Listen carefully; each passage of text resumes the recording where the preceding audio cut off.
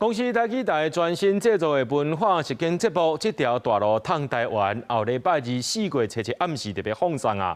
這個節目呢是由兩組的主持人帶大家做伙來行這文化路徑，用這手笛啊呢一打一打去找線索拍通關，哪看哪學哪佚佗的方式，做伙去認捌台灣的歷史風景，也有產業的文化。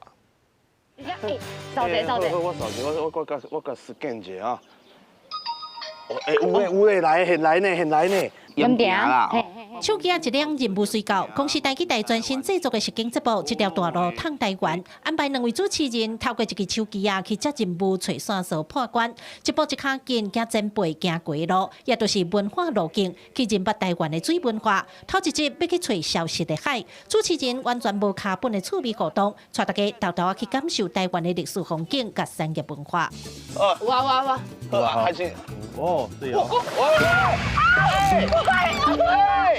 若是無真正家己去行，去透過遮每一關的關主來甲阮紹介講，內底故事到底是啥物？其實我家己嘛真正攏唔知影，就知影講我山頭水庫有水會當安尼出來，出來了後，遐水是對倒來，這個水閣要對倒會去。阮平常時咧食的這個米。用的這個水，原來就是安尼來的。對山到海，對產業到歷史人文，目前文化部建立的文化路徑有5條。這回台記台新節目，除了有帶大家來看嘉南大圳的水文化以外，還有另外2位主持人，要帶大家去行英國、湯姆森、甲瑪雅各行過的路徑，看見為台灣多元族群所帶來貢獻甲影響。